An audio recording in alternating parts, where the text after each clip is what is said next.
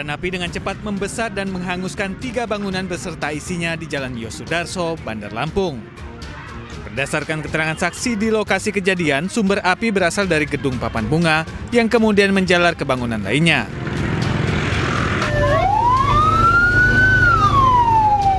Dinas Pemadam Kebakaran dan Penyelamatan Kota Bandar Lampung menerjunkan 14 unit armada serta 60 petugas. Akibat peristiwa ini, 3 bangunan ludes dilalap api. Setelah 2 jam, api berhasil ditaklukkan petugas damkar. Di awalnya ini sudah keluar asap, terus cepat besar. Terus dari sini udah asapnya udah ke atas sudah. Udah tiba-tiba udah besar lah ya? Iya, tiba-tiba udah besar karena dia kecampur angin, ketiup angin dia. Beruntung tidak ada korban jiwa maupun luka dalam peristiwa ini.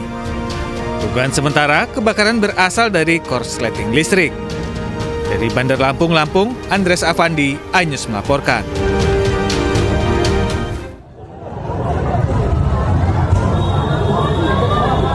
Meledak.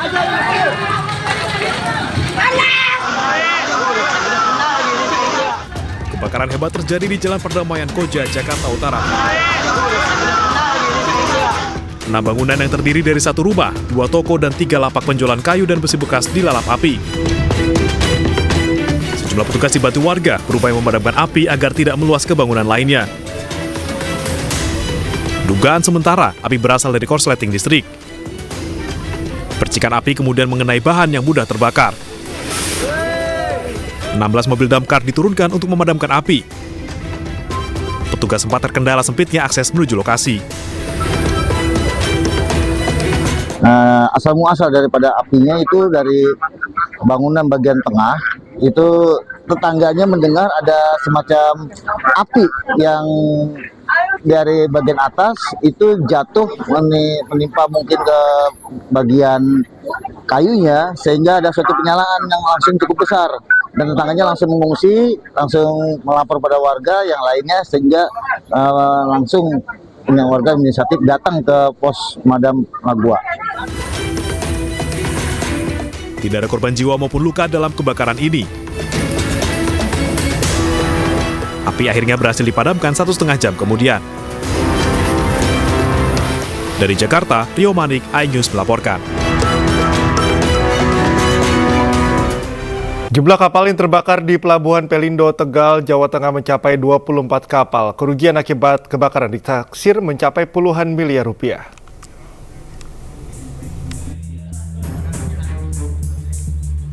Hingga Sabtu pagi, kepulan asap masih terlihat di bangkai kapal yang terbakar di Pelabuhan Pelindo, Tegal, Jawa Tengah sejak Jumat dini hari.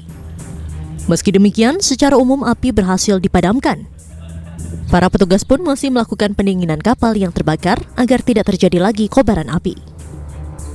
Kapolres Tegal Kota AKBP Ruli Thomas mengatakan jumlah total kapal yang terbakar mencapai 24 unit kapal. Baik kapal yang ludes terbakar hingga 100% maupun kapal yang terbakar 20%. Pihaknya juga akan menerjunkan tim laboratorium forensik Polda Jawa Tengah setelah kondisi bangkai benar-benar padam. Tim Lab4 akan melakukan penyelidikan penyebab terjadinya kebakaran kapal. Kapal yang terbakar sudah dapat kita padamkan, namun masih ada 1 kapal yang ada di tengah, ini posisinya masih terbakar, namun sudah berhasil kita lokalisir supaya posisinya tetap di tengah sehingga tidak merembet ke kapal-kapal yang lainnya. Hal ini disebabkan kenapa masih terbakar ya karena ada muatan bahan bakar solar yang masih ada di situ, sehingga kita masih kesulitan untuk memadamkan. Ya tentunya sampai dengan solar ini selesai ya kita akan memadamkan, dan juga upaya untuk pendinginan kapal-kapal yang sudah berhasil dipadamkan, jangan sampai nanti masih ada percikan-percikan, kemudian nanti ada cuaca atau ada angin yang berembus kencang seperti tadi pagi, kemudian masih menimbulkan api yang bisa menyebar ke tempat lainnya. Akibat kebakaran yang terjadi, kerugian para pemilik kapal mencapai puluhan miliar rupiah. Sementara itu, alur pelabuhan untuk akses keluar masuk kapal saat ini telah dibuka kembali. Dari Tegal, Jawa Tengah, Unibar iNews melaporkan. Sebuah penitipan sepeda motor di kawasan pabrik Desa Bulung Kudus, Jawa Tengah ludes terbakar. Akibatnya 28 motor hangus menyisakan rangka mesin. Parkiran motor Jarum, Bulung, bisa gitu. Alhamdulillah. iso separuh iso ketulung. Peristiwa kebakaran di tempat penitipan kendaraan sepeda motor di kawasan pabrik Desa Bulung Kudus, Jawa Tengah terjadi hari ini.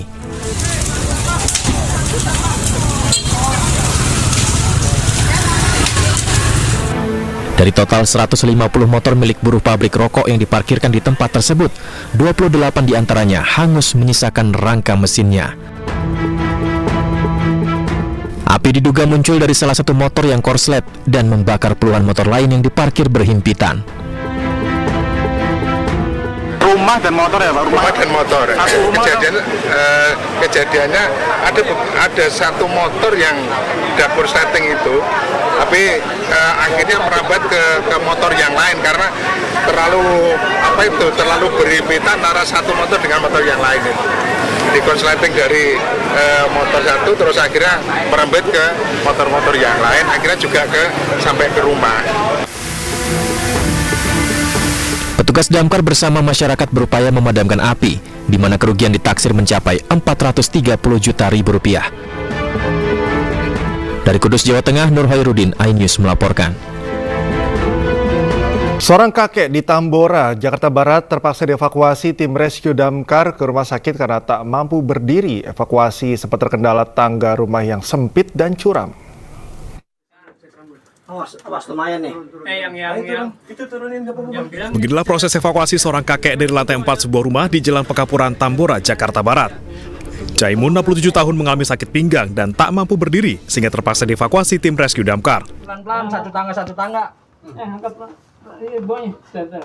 Bang Ali, awas lu Bang Alinya. Menggunakan tandu dan tali, Caimun dibawa ke lantai dasar. Terkendala tangga yang sempit dan curam, evakuasi baru berhasil 1 jam kemudian. Kita menggunakan tandu, ada beberapa tandu karena kalau tandu basket susah karena perungan. Jadi kita pakai tandu yang sodok, tinggal orangnya, pasiennya dimiringkan, kita tandu sodok, langsung kita ikat tali temali, silang supaya aman. Khawatirnya merosot karena memang menuruni tangga, jadi kita perlu kehati-hatian dan kita pastikan pasien selamat sampai di ambulan gitu. Sang kakek langsung dibawa ke Rumah Sakit Pelni Jakarta untuk menjalani pengobatan. Dari Jakarta, Miftahul Gani, iNews melaporkan. Polres Cimahi memeriksa sejumlah saksi terkait bocornya truk pengangkut cairan kimia tercecer di Jalan Padalarang, Purwakarta.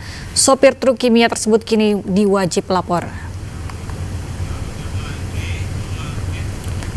Kapolres Cimahi AKBP Tri Suhartanto mengatakan telah memeriksa 10 saksi terkait penyebab bocornya truk pengangkut cairan kimia di Jalan Padalarang, Purwakarta yang mengakibatkan kerusakan pada kendaraan. Selain memeriksa saksi, dalam waktu dekat polisi akan memanggil saksi ahli termasuk memeriksa 2 perusahaan yang berkaitan dengan peristiwa ini. Polisi juga menyebut saat ini tidak ada lagi cairan kimia yang tercecer di jalan. Sampai dengan saat ini masih dalam proses penyelidikan dan memang belum ada tersangka yang kita tetapkan karena kita masih menunggu proses penyelidikan. Jadi setelah kita lakukan penyelidikan, kemudian setelah kita lakukan gelar perkara, kita akan nanti menentukan tersangkanya. Supir, ya, kemudian saksi-saksi yang ada di tempat kejadian.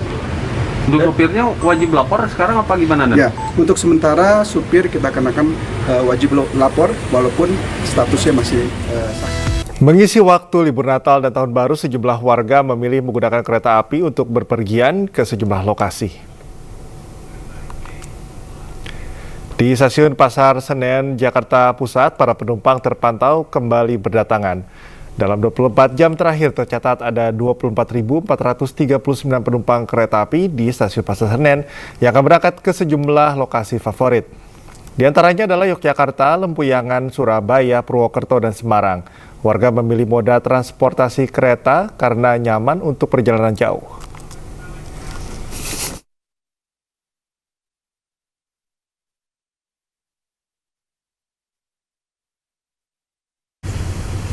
Dan pemirsa, untuk mengetahui informasi terkini, kita telah terhubung dengan rekan Steven di stasiun Pasar Senen, Jakarta. Ya, halo, selamat pagi Steven. Bagaimana kondisi penumpang di stasiun Pasar Senen pagi ini?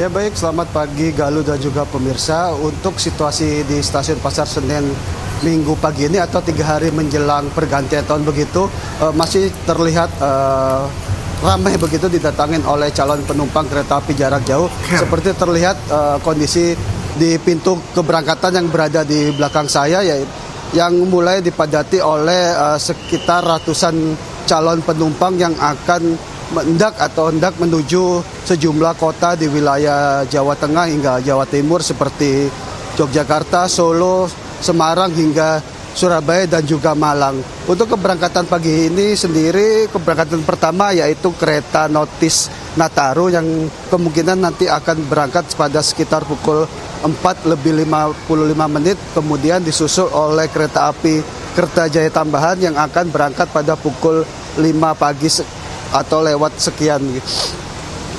Untuk keberangkatan di Stasiun Pasar Senen sendiri selama periode Nataru 2024-2025 dari data yang diberikan oleh Humas PT KAI Daob 1 Jakarta pada periode 19 Desember hingga 28 Desember atau Sabtu kemarin telah tercatat sekitar 528.000 tiket kereta api yang telah terjual. Dan untuk hari ini sendiri kemungkinan jumlahnya nanti akan mulai mengalami penurunan dibandingkan pada hari-hari sebelumnya yang merupakan memasuki masa libur Natal dan Tahun Baru. Untuk puncak keberangkatan sendiri menurut Humas PT KAI Daob 1 telah terjadi pada 24 Desember atau 1 hari sebelum Natal yang lalu dengan keberangkatan tertinggi pada 2 stasiun yaitu stasiun kereta api Pasar Senen dan juga stasiun kereta api Gambir. Untuk hari ini sendiri prediksi belum dapat diketahui berapa banyaknya jumlah penumpang yang untuk melalui stasiun kereta api Pasar Senen ini karena penjualan tiket kereta api menurut Humas Daob 1 Jakarta masih terus dibuka ataupun dijual menjelang jam keberangkatan kereta api selama persediaan tiket itu masih tersedia. Demikian Galuh.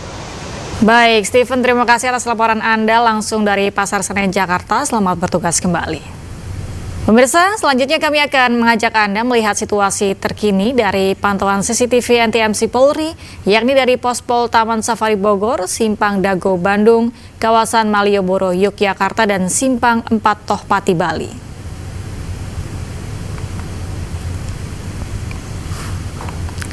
Ya, dapat dilihat di layar kaca di bagian kiri adalah Cibitung, kilometer 24 1.600 Cibitung Bekasi. Dan dapat dilihat bahwa di kedua sisi tampak lengang, jalan tersebut tampak lengang.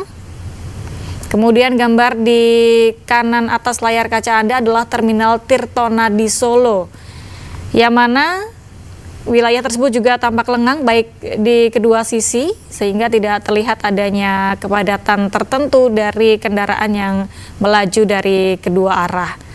Sementara gambar di kiri bawah adalah kawasan Taman Safari Bogor dan juga tampak lengang, tidak ada kepadatan atau tidak ada kendaraan yang melebihi kapasitas dan terlihat lancar-lancar saja pemirsa. Selanjutnya adalah gambar di kanan bawah televisi Anda adalah Bundaran Cibiru, Bandung. Hanya ada sekitar 1-2 kali kendaraan yang melintas dan juga tidak ada kepadatan tertentu baik di kedua arah.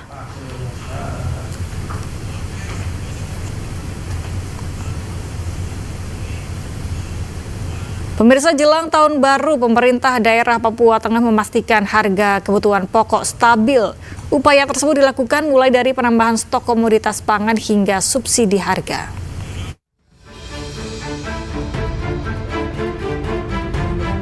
Menjelang tahun baru 2025, penjabat Gubernur Papua Tengah Anwar Harun Damanik melakukan monitoring harga pangan di Pasar Kalibobo, Nabire, Papua Tengah. Monitoring ini dilakukan guna memastikan harga kebutuhan pokok tetap stabil dan terjangkau bagi masyarakat. Komoditas pangan yang mengalami kenaikan yakni tomat Rp20.000 per kilogram, cabai rawit Rp80.000 per kilogram, dan cabai keriting Rp30.000 per kilogram. Bawang merah 55, bawang putih 55. Itu lombok sama tomat sih yang naik. Itu 70. Cuman kalau harga lombok kan naik turun memang. Naiknya harga seperti stok tomat yang berkurang akibat curah hujan tinggi. Namun pemerintah telah mendatangkan pasokan tambahan dari luar daerah sebanyak 5 hingga 10 ton untuk memenuhi kebutuhan masyarakat. Khusus untuk cabai, pemerintah sedang mencari solusi atas kekurangan stok yang terjadi. Harga cabai akan disubsidi agar tidak melebihi Rp50.000 per kilogram. Tadi kita sudah sampaikan ke Satgas, yang selisihnya ini nanti kita akan subsidi sehingga tetap harganya stabil di tingkat konsumen, dan perayaan Natal atau Tahun Baru yang sedang berjalan ini juga semua bisa merasakan apa yang sewajarnya bisa dirasakan. Sementara itu harga daging sapi akan dinormalkan dari Rp180.000 menjadi Rp150.000 per kilogram. Pemerintah juga akan menggelar rapat dengan pihak swasta dan petani untuk mencari akar permasalahan tingginya harga di pasar. Pemerintah daerah akan menindak tegas oknum yang terbukti memainkan harga dan merugikan masyarakat. Dari Nabire, Papua Tengah, Cornelia Mudumi, iNews melaporkan.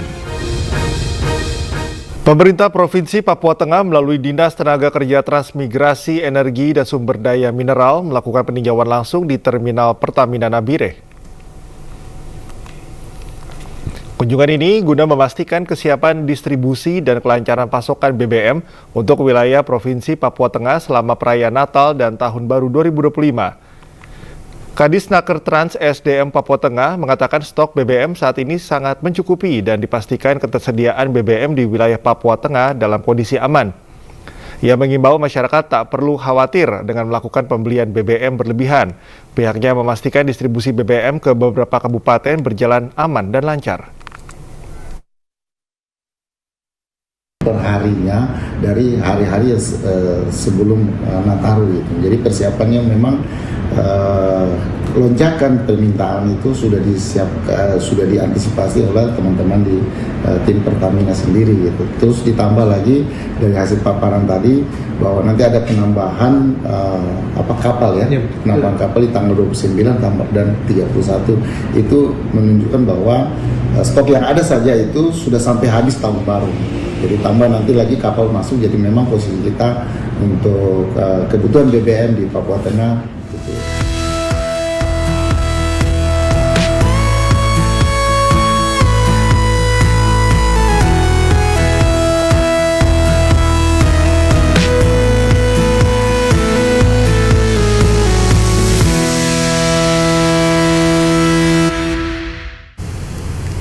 Pemirsa, Gunung Lewotobi laki-laki di Flores Timur NTT kembali meletus dan menyebabkan hujan abu vulkanik.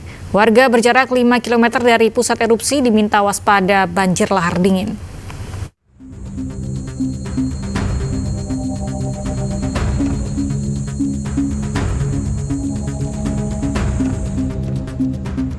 Erupsi Gunung Lewotobi laki-laki di Nusa Tenggara Timur kembali terjadi pada tanggal 28 Desember 2024 pukul 13.47 waktu Indonesia Tengah. Erupsi terjadi dengan ketinggian kolom abu teramati kurang lebih 1.500 meter di atas puncak atau 3.084 meter di atas permukaan laut.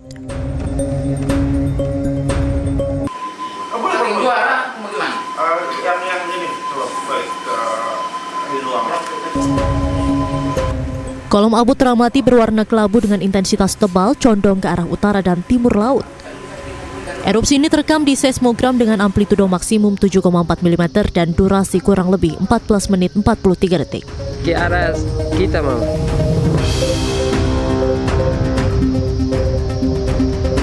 Erupsi.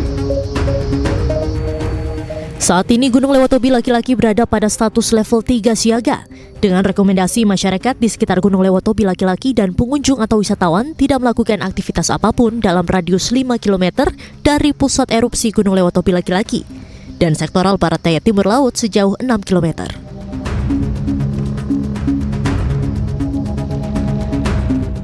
Masyarakat di sekitar Gunung Lewotobi laki-laki diharap mewaspadai potensi banjir lahar hujan pada sungai-sungai yang berhulu di puncak Gunung Lewotobi laki-laki jika terjadi hujan dengan intensitas tinggi, terutama daerah Duli Pali, Padang Pasir, Nobo, Klatanlo, Hoking Jaya, Boru, dan Nawakote. Warga yang berada di kaki gunung pun diminta selalu waspada akan terjadinya erupsi yang disertai gemuruh dan hujan abu vulkanik. Dari Flores Timur, Joni Nura, iNews melaporkan. Kembali di Anies Pagi, pemirsa, tim Densus 88 anti teror menggeledah rumah terduga teroris di Garut, Jawa Barat. Dari rumah terduga pelaku, polisi mengamankan sejumlah barang bukti.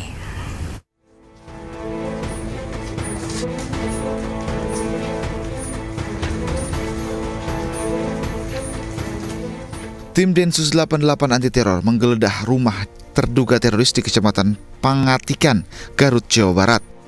Penggeledahan ini merupakan tindak lanjut dari penangkapan terduga teroris di Tasikmalaya, Jawa Barat.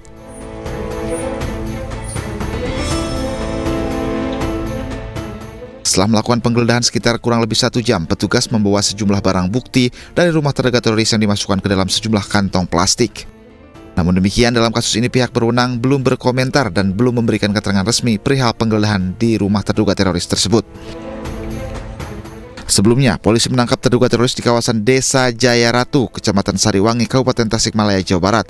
Pria terduga teroris itu ditangkap di salah satu rumah warga di Tasik saat sedang bertamu. Dari Garut, Jawa Barat, II Solihin, iNews melaporkan.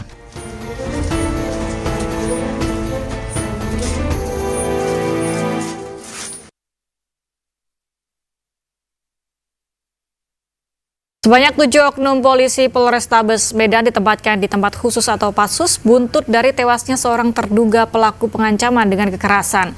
Ketujuhnya kini berstatus terduga pelanggar dan terancam dijatuhi sanksi.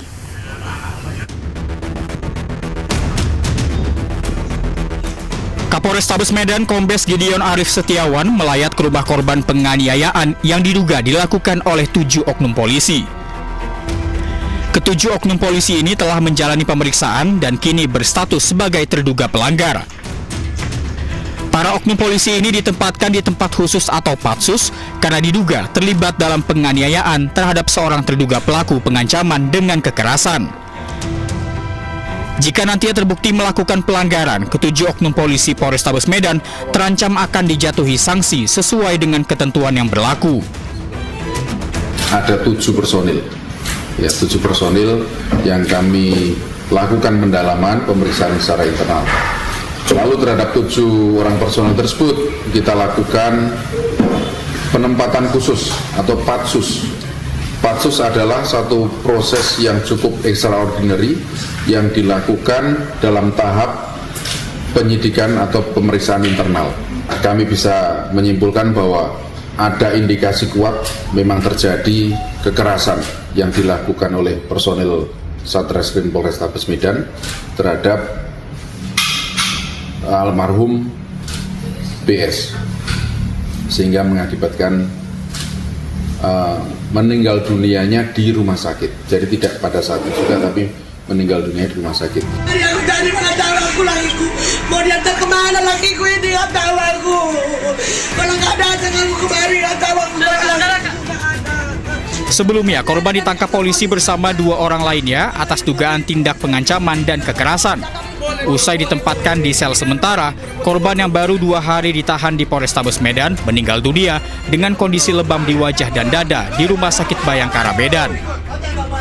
Pihak Polrestabes Medan tak menampik korban tewas karena adanya tindak kekerasan saat penangkapan.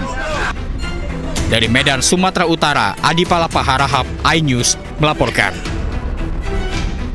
Pemirsa, mahasiswa yang tergabung dalam Aliansi Mahasiswa Banyumas Raya bersama sejumlah elemen masyarakat menggelar aksi demonstrasi menuntut pembatalan rencana pemerintah menaikkan tarif PPN sebesar 12%. Sementara itu, sejumlah warga Yogyakarta membuat surat terbuka kepada Presiden Prabowo Subianto.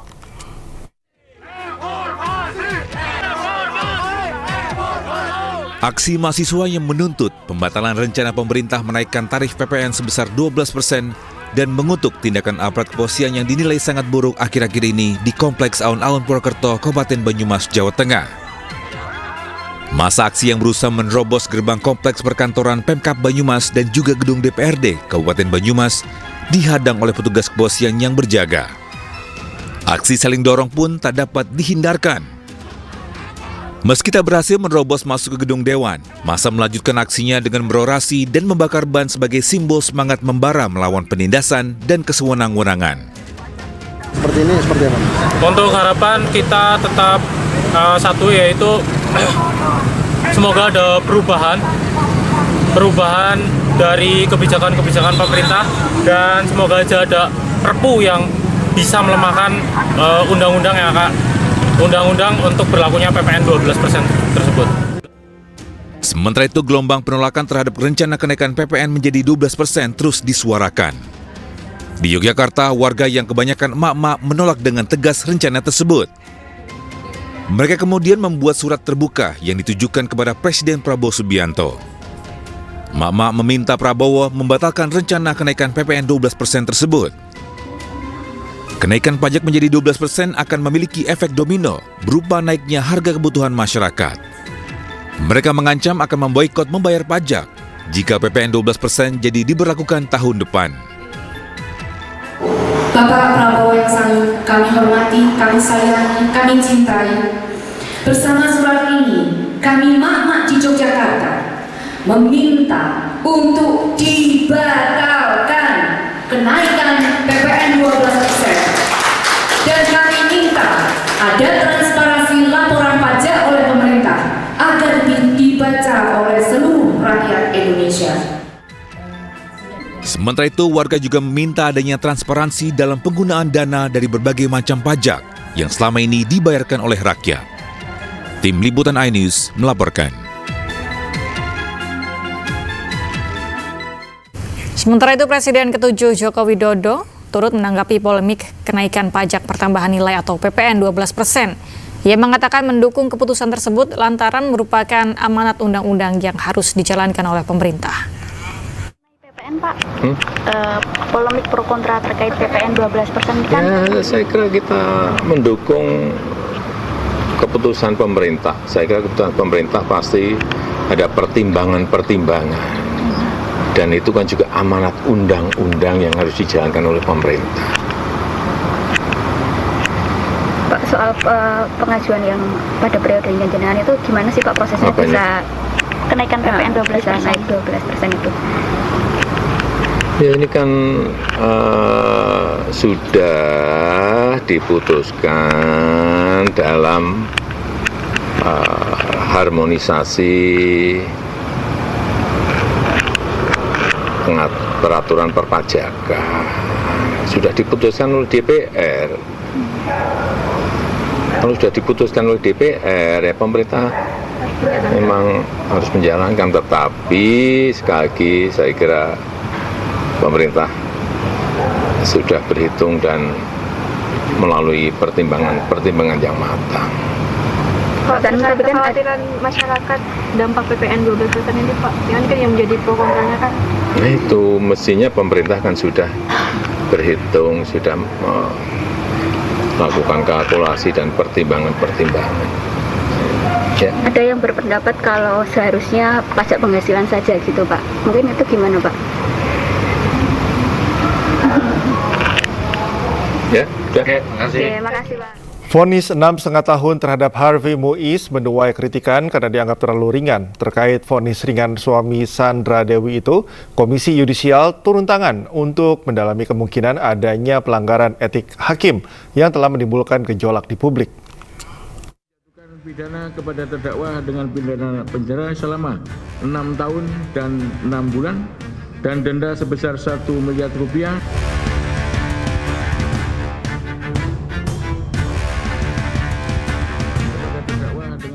Vonis 6,5 tahun yang dijatuhkan hakim kepada Harvey Muiz menuai kritikan dari sejumlah pihak. Vonis tersebut dianggap terlalu ringan untuk nilai korupsi yang merugikan negara hingga 300 triliun rupiah. Mantan Menko Polhukam Mahfud MD menilai vonis 6,5 tahun penjara dan uang pengganti 210 miliar rupiah serta denda 1 miliar rupiah terhadap Harvey Muiz menusuk rasa keadilan di Indonesia. Mahfud menyebut uang pengganti dan denda 211 miliar rupiah tersebut hanya 0,007% dari dakwaan merugikan keuangan negara 300 triliun rupiah. Saya merasa itu menusuk rasa keadilan masyarakat ya. Ini baru pertama ada orang didakwa melakukan tindak pidana korupsi dan tindak pidana pencucian uang sebesar 300 triliun. 300 triliun. Terkait vonis ringan Harvey Muiz, Kejaksaan Agung mengajukan banding. Kapus Penkum Kejaksaan Agung Harli Siregar menyebut ada ketimpangan hukum dalam vonis tersebut. Ada range yang terlalu jauh antara tuntutan dengan putusan. Yang kedua, bahwa tentu jaksa penuntut umum mempertimbangkan rasa keadilan masyarakat yang masih belum dipertimbangkan secara utuh oleh pengadilan. Komisi Yudisial juga turun tangan untuk mendalami vonis terhadap Harvey Muiz, sebab vonis 6,5 tahun penjara terhadap suami dari Sandra Dewi itu terlalu ringan dan menimbulkan gejolak di masyarakat. Salah satunya kemungkinan ada dugaan pelanggaran etik yang dilakukan oleh hakim. Tim Liputan iNews melaporkan. Vonis hukuman suami artis Sandra Dewi, Harvey Muiz, yang dianggap ringan mengundang reaksi publik. Selebgram sekaligus YouTuber Jerome Pauline ikut merespon dengan menghitung jumlah korupsi dan lama hukuman.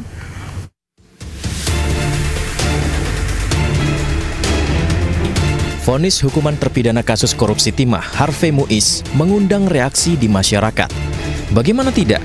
Majelis Hakim hanya memvonis Harvey dengan hukuman 6,5 tahun penjara, denda 1 miliar rupiah, dan uang pengganti senilai 210 miliar rupiah.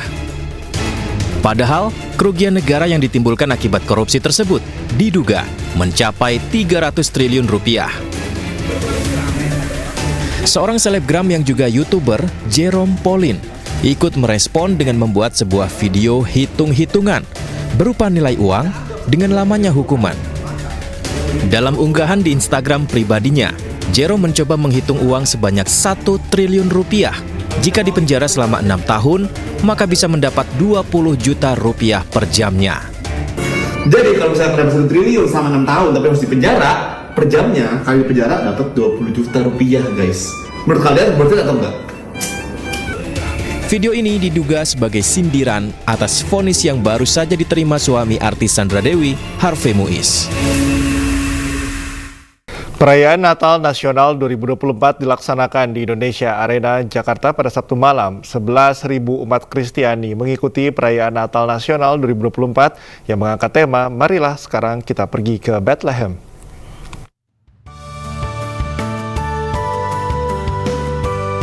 Sebanyak 11.000 umat mengikuti perayaan Natal Nasional 2024 yang diselenggarakan di Indonesia Arena, Jakarta Sabtu malam. Ibadah Natal dihadiri umat Kristen, Protestan, dan Katolik di Jabodetabek, ASN, dan anak-anak panti asuhan serta kelompok disabilitas. Perayaan Natal tahun ini mengangkat tema "Marilah sekarang kita pergi ke Bethlehem" yang mengandung nilai refleksi keadilan, kesejahteraan, serta pengharapan bagi bangsa Indonesia. Dalam agenda kegiatan terbagi dua, yaitu ibadat serta perayaan Natal yang dihadiri oleh Presiden Prabowo Subianto dan Wakil Presiden Gibran Rakabuming Raka, didampingi sejumlah Menteri Kabinet Merah Putih. Saya juga lahir dari seorang ibu yang beragama Kristiani.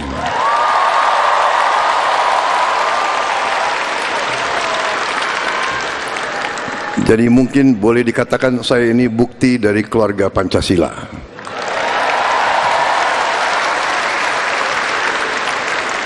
Kalau orang tua saya bertengkar, tidak pernah soal agama. Kalau bertengkar sih kadang-kadang. Ya. Buktinya mereka berhasil, putranya jadi Presiden Republik Indonesia. Rangkaian kegiatan perayaan Natal Nasional 2024 juga diwarnai dengan aksi bakti sosial kepada korban erupsi Gunung Lewotobi laki-laki hingga penanaman pohon di Muara Gembong. Dari Jakarta, Yudi Permana, Dede Rudi, iNews melaporkan. Presiden Prabowo Subianto meminta koruptor untuk tobat saat memberi sambutan dalam perayaan Natal Nasional di Indonesia Arena, Jakarta. Prabowo kembali menegaskan akan memaafkan koruptor jika mengembalikan apa yang telah dikorupsi. Ada yang mengatakan Prabowo mau maafkan koruptor.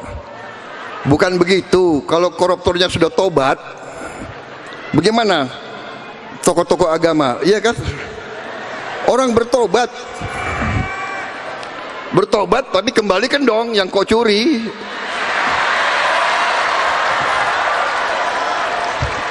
Enak aja. Udah nyolong, aku bertobat. Yang kau curi kau kembalikan. Bukan saya maafkan koruptor, tidak. Saya mau sadarkan mereka yang sudah terlanjur dulu berbuat dosa. Ya, bertobatlah, itu kan ajaran agama. Bertobatlah, kasihan rakyat, kembalikan uang itu. Sebelum kita cari hartamu kemana, kita akan cari itu. Seorang oknum anggota DPRD Kabupaten Dharmasraya, Sumatera Barat tertangkap tangan asyik berjudi di sebuah warung. Polisi menangkap pelaku bersama 2 orang lain beserta barang bukti uang tunai dan kartu remi.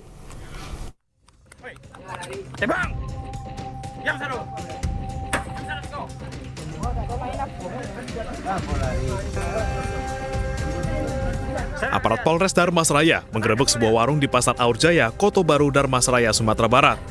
Polisi mendapati aktivitas judi kartu remi yang dilakukan sejumlah warga. Mirisnya, salah satu pelaku judi adalah anggota DPRD Kabupaten Dharmasraya.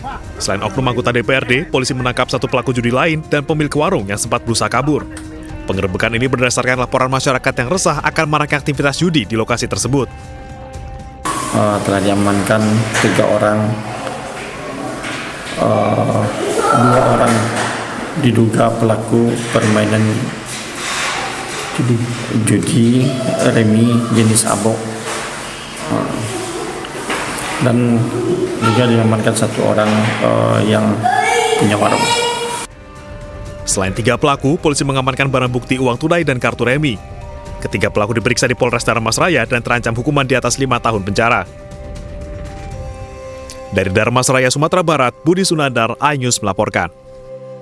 Perjalanan Profesor Akmal Malik selama menjabat sebagai PJ Gubernur Kalimantan Timur dipamerkan di pelataran Big Mall Samarinda. Tak hanya itu, Akmal Malik juga menerbitkan buku berjudul Bukan Birokrat Biasa.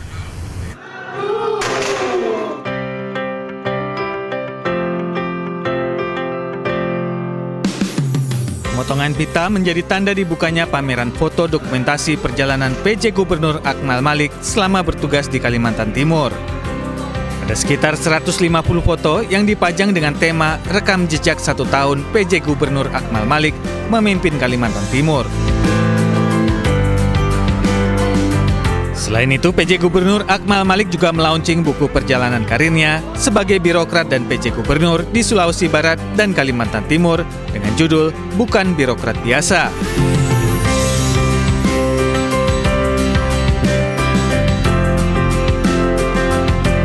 Ini kebetulan namanya saja, sesungguhnya kinerjanya adalah kinerja bersama. Ya.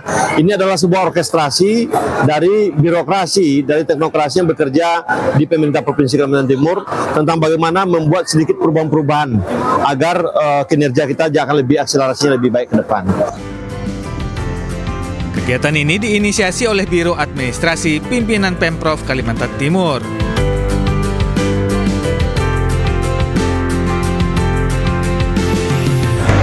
Jarang sekali PJ Gubernur itu sampai 1 tahun. Nah, ini kita beliau banyak sekali inovasi yang beliau berikan untuk Kalimantan Timur. Makanya kami menginisiasi untuk membuat buku perjalanan beliau selama 1 tahun ini.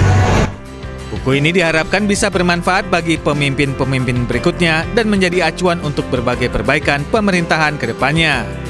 Dari Samarinda, Kalimantan Timur, Ardi Wirya, iNews melaporkan. Pemirsa, MNC Lido City terus berkembang sebagai kawasan pariwisata dengan status ekonomi khusus.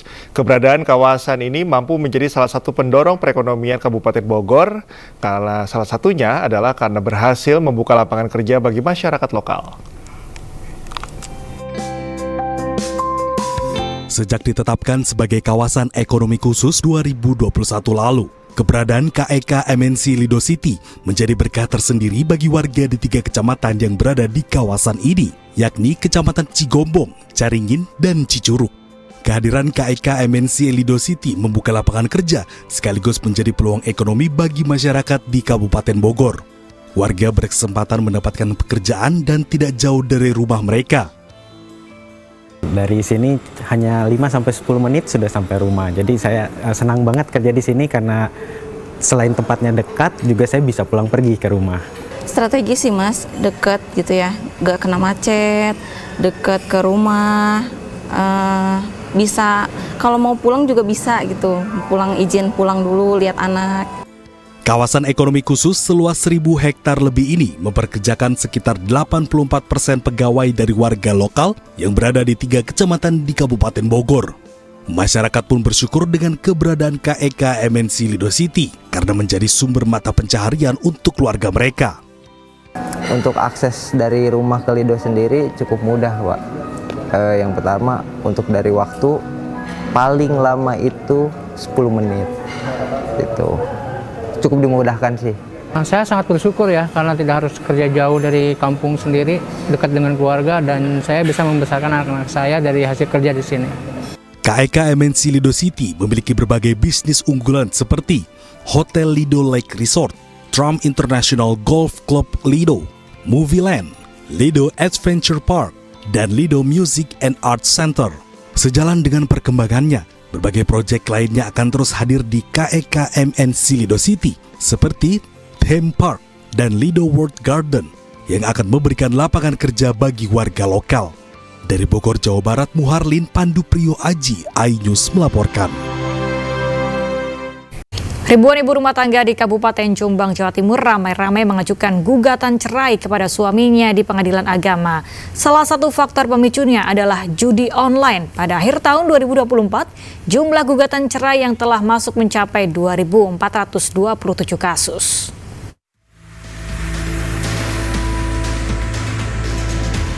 Ribuan kasus perceraian sedang ditangani Pengadilan Agama Kabupaten Jombang, Jawa Timur. Selain cerai talak, kasus yang mendominasi adalah cerai gugat.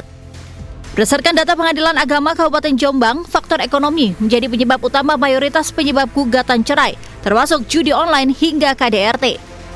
Jumlah kasus perceraian di Pengadilan Agama Kabupaten Jombang tahun ini mencapai 3.072 kasus. Dari jumlah ini, sebanyak 652 adalah cerai talak dan 2.427 adalah cerai gugat. Jumlah cerai gugat ini lebih tinggi dari tahun 2023 yang hanya 2.342 kasus. Penyebabnya antara lain adalah terjadinya perselisihan dan pertengkaran antara suami istri. Kemudian penyebab dari perselisihan antara lain adalah masalah ekonomi keluarga yang tidak mencukupi. Untuk menekan angka perceraian, Pengadilan Agama berupaya melakukan negosiasi agar para pihak yang hendak bercerai kembali rujuk. Namun mayoritas pasangan tetap bersikukuh dengan keputusannya untuk bercerai.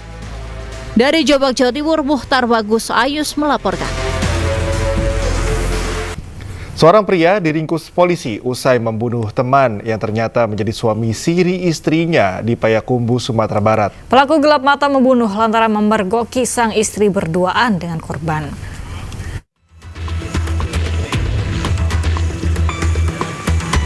Kurang dari 24 jam, tim Citas Satreskrim Polres Payakumbuh meringkus seorang pria berinisial FY di atas bus jurusan Payakumbuh Padang, Sumatera Barat. Diketahui FY merupakan pelaku pembunuh OC, seorang pria selingkuhan istrinya. Pelaku selanjutnya dibawa ke Mapolres Payakumbuh guna pemeriksaan lebih lanjut. Diketahui peristiwa maut terjadi di daerah Situjuh, Kabupaten 50 Kota, Sumatera Barat. Pelaku yang bekerja sebagai supir truk ini terbakar cemburu saat memergoki istrinya bersama selingkuhannya di dalam kamar. Pelaku yang emosi mengejar dan menganiaya korban hingga meregang nyawa di lokasi kejadian. Saat diperiksa, pelaku mengaku gelap mata mengetahui istrinya ternyata berselingkuh selama ia pergi bekerja di Pekanbaru dan menikah siri dengan korban yang juga merupakan teman sekampungnya. Motif daripada tindak pidana ini adalah dikarenakan adanya rasa cemburu daripada tersangka terhadap istrinya yang sudah menikah siri dengan pria lain. Makanya spontan terjadilah tindak pidana pembunuhan ini. Jadi korban berada di dalam kamarnya bersama istrinya. Karena begitu pintu didobrak, dia sudah langsung menduduki korban yang ada di tempat tidur dan langsung melakukan pemukulan secara bertubi-tubi ke kepala korban. Guna mempertanggungjawabkan perbuatannya, pelaku ditahan di Mapolres Payakumbuh. Dari Payakumbuh, Sumatera Barat, Agung Sulistyo News melaporkan. Polisi mengendus adanya dugaan keterlibatan ibu kandung Agus difabel dalam menjerat para korbannya. Sementara Polda NTB telah merampungkan berkas Agus dan menyerahkannya ke jaksa.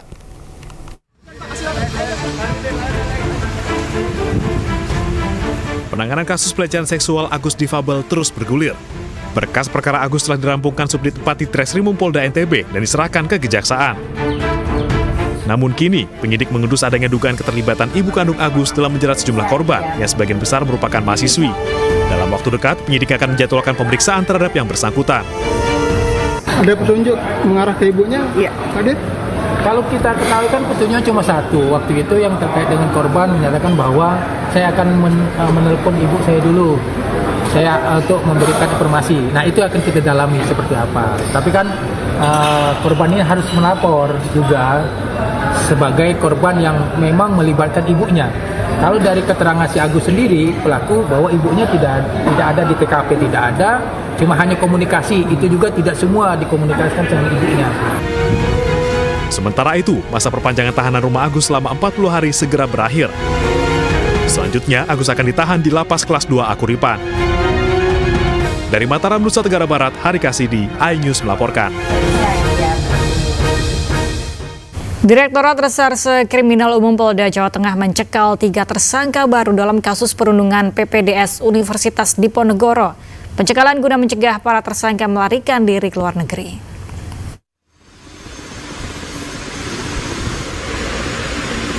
Polda Jawa Tengah telah menetapkan 3 tersangka dalam kasus kematian Dr. Aulia Risma Lestari, mahasiswi program pendidikan dokter spesialis anestesi Universitas Diponegoro Semarang. Ini adalah Sri Mariani, staf administrasi di Universitas Diponegoro. Polisi menetapkan tersangka dalam kasus perundungan berujung tewasnya Dr. Aulia Risma Lestari. Selain Sri Mariani, polisi juga menetapkan 2 rekan lainnya bernama Taufik Eko Nugroho dan Zara Yupita Azra. Diketahui Taufik Eko Nugroho merupakan Kepala Program Studi PPDS Anestesiologi dan Terapi Intensif Fakultas Kedokteran Undip Semarang. Sedangkan Zara Yupita Azra merupakan dokter senior Aulia Risma Lestari. Usai ditetapkan tersangka, kini penyidik di Treskrimum Polda Jawa Tengah mencekal 3 tersangka dalam kasus dugaan pemerasan hingga bullying yang mengakibatkan salah satu mahasiswi PPDS Undip Semarang meninggal dunia. Ya, nanti kita lihat ya. Saya akan melakukan pemeriksaan nanti awal Januari dan minggu depan ya. Kemudian kita akan lihat dan menganalisa bagaimana hasil pemeriksaannya. Kalau menghambat proses penyidikan ya kami dapat tindakan tegas. Tapi kalau tidak menghambat, kita lihat pertimbangan-pertimbangan lain. Seperti diketahui, mahasiswi PPDS Anestesi Undip Dr. Aulia Risma Lestari ditemukan meninggal dunia di kamar indekosnya usai menyuntikan obat bius secara berlebihan pada tubuhnya. Diduga meninggalnya Dr. Aulia akibat kasus perundungan yang dialaminya di lingkungan rumah sakit. Dari Semarang, Jawa Tengah, Kristadi, iNews melaporkan. Menyambut liburan Natal dan Tahun Baru, selama sepekan pengunjung Monas bisa menikmati air mancur, menari, dan video mapping secara gratis. Acara berlangsung mulai pukul 19.30 hingga 21.00.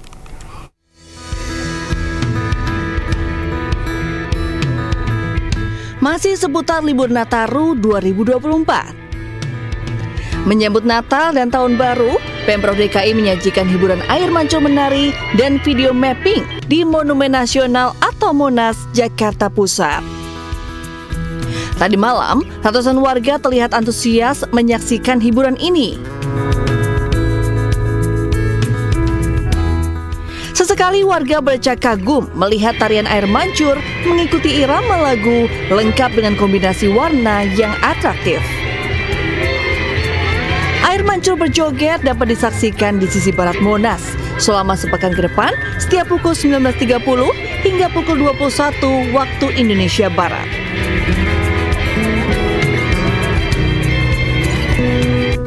Sedangkan untuk atraksi video mapping yang memuat kisah sejarah Jakarta bisa dilihat di sisi selatan Monas mulai pukul 20 hingga 21.30 waktu Indonesia bagian Barat. Selain untuk menyambut Natal dan Tahun Baru, hiburan murah meriah ini juga disajikan untuk menyongsong 5 abad Jakarta dengan mengusung tema Jati Diri Nusantara, meretas megapolis global. Anda tertarik mau ke sana? Dari Jakarta, Galuh Pandu, Mufirmansyah, iNews melaporkan. Jembatan kayu yang dibangun membedah kawasan hutan bambu desa wisata Penglipuran, Kabupaten Bangli, Bali, belakangan kian ramai dikunjungi wisatawan saat libur Natal dan Tahun Baru.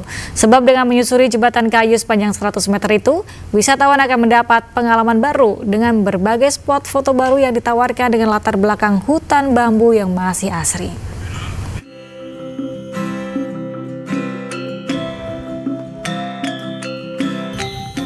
Angin sepoi-sepoi yang menerpa rumpun bambu di kawasan hutan bambu di Desa Wisata Penglipuran, Kubu, Bangli, Bali menciptakan melodi alam yang menenangkan.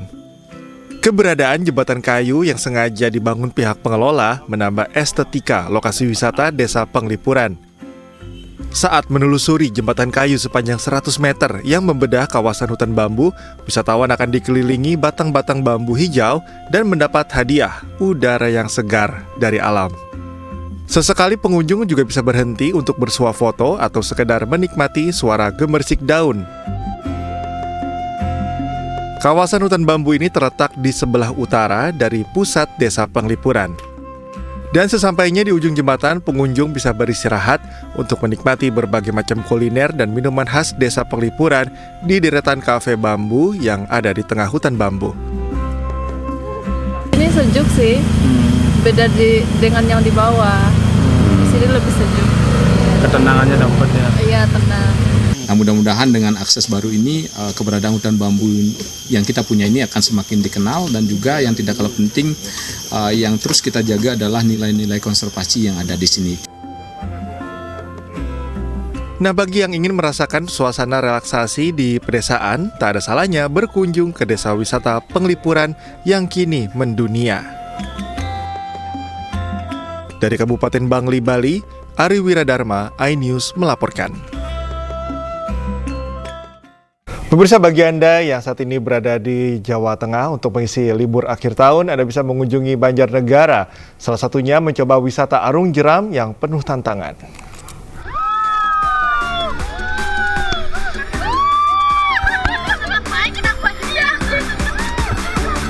Arus deras dan sungai yang bebatuan tidak menyurutkan langkah wisatawan uji nyali ketika arung jeram di Desa Kutayasa, Banjarnegara, Jawa Tengah. Berkali-kali perahu karet dihantam arus membuat wisatawan ini semakin semangat menyusuri sungai bersama seorang pemandu.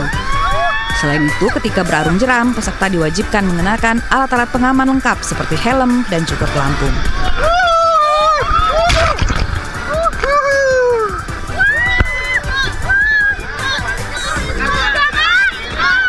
Meski awalnya merasa takut, kekhawatiran itu hilang setelah wisatawan menaklukkan tantangan di sepanjang sungai. Biasa amazing sekali, arusnya cukup, kita tadi sempat terbalik juga perahunya, sebuah pengalaman dan sensasi yang luar biasa. Baru pertama kali. Asik. Baru pertama kali jadinya kayak... Takut nggak? Takut sedikit tapi jadinya asik. Selama musim liburan, pengunjung meningkat hingga 20%. Puncak kunjungan biasanya terjadi saat merayakan Tahun Baru. Desember sudah masuk musim hujan, otomatis debit airnya itu semakin bagus. Cuman untuk durasi pengarungan jadi lebih pendek karena banyak arusnya. Ya, yang dulunya belum jadi jeram, sekarang sudah jadi jeram. Sepanjang 14 km penelusuran sungai, wisatawan juga bisa menikmati pemandangan sawah, kebun, dengan suasana asri pedesaan. Dari Banjarnegara, Jawa Tengah, Nurdin Fauzi, iNews melaporkan. Merayakan malam pergantian tahun menjadi momentum berharga untuk menghabiskan waktu bersama dengan keluarga. Salah satu hotel ternama menyediakan paket komplit perayaan malam tahun baru untuk keluarga.